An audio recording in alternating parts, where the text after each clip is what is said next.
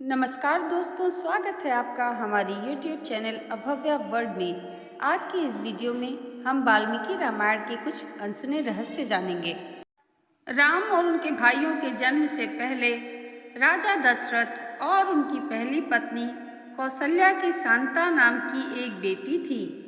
कौसल्या की बड़ी बहन वेरशिनी और उनके पति राजा रोमपाद ने शांता को गोद ले लिया था, जिनका बाद में ऋषि ऋष्यशृंग से विवाह हुआ था।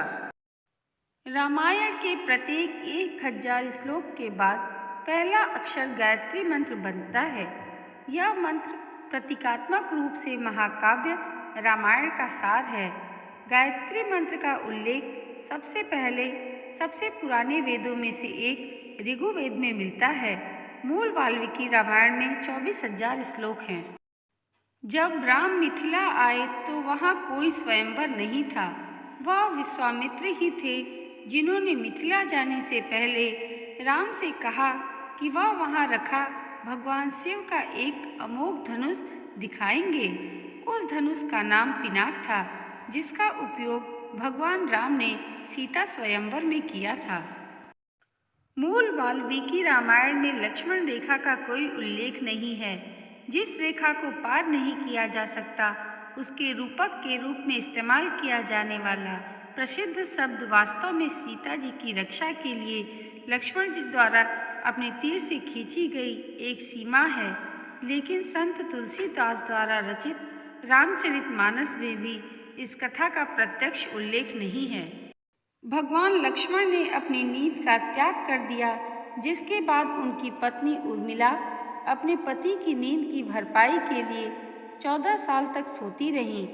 जब वे रावण को हराने के बाद अयोध्या लौटे तो देवी निद्रा तुरंत लक्ष्मण के सामने प्रकट हुई, और जब वह सो गए तो उर्मिला जाग गई। वाल्मीकि रामायण के अनुसार जब राम 25 वर्ष के थे तब उन्हें वनवास मिला। वह अयोध्या लौटे और 39 वर्ष की आयु में उनका राज्याभिषेक किया गया। राज्याभिषेक के बाद 30 वर्ष और 6 महीने तक शासन करने के बाद जब वह लगभग 70 वर्ष के थे तब राम ने राज्य छोड़ दिया। वाल्मीकि रामायण में सीता जी को बचाने के प्रयास का श्रेय जटायु को नहीं बल्कि उनके पिता अरुण को दिया गया है। वाल्मीकि जी ने बताया कि धर्म के अनुसार जीवन जीने वाले महाराजा के लिए एक दिन 1 वर्ष के बराबर होता है। वर्ष को 360 दिनों और 30 दिनों के 12 महीनों से मिलकर बनाने पर काव्यात्मक रूप में 11,000 वर्ष हमें वास्तविक वर्षों की संख्या के रूप में 30 वर्ष और 6 महीने मिलते हैं, जब राम जी ने अयोध्या पर शासन किया था। सुपर्णखा ने अपने पति की हत्या के लिए रावण को मृत्यु का श्राप दिया था। सुपर्णखा का पति राक्षस राज कालकीय का सेनापति थाद्य, जिसका वध रावण ने अपने विश्व विजय अभियान के दौरान कर दिया था।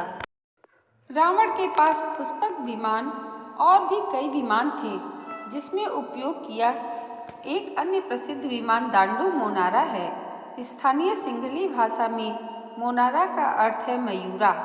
मोर और डंडू मोनारा का अर्थ है वह जो मोर की तरह उड़ सकता है।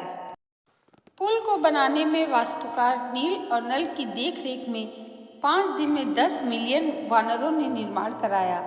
जब पुल का निर्माण किया गया था तब इसका आयाम 100 योजन लंबाई में और 10 योजन सांस में था, जिससे इसका अनुपात 10:1 था। भारत में धनुषकोटी से श्रीलंका में तलाई मन्नार तक का पुल, जैसा कि वर्तमान समय में मापा गया है, लंबाई में लगभग 35 किलोमीटर और चौड़ाई 3.5 किलोमीटर है।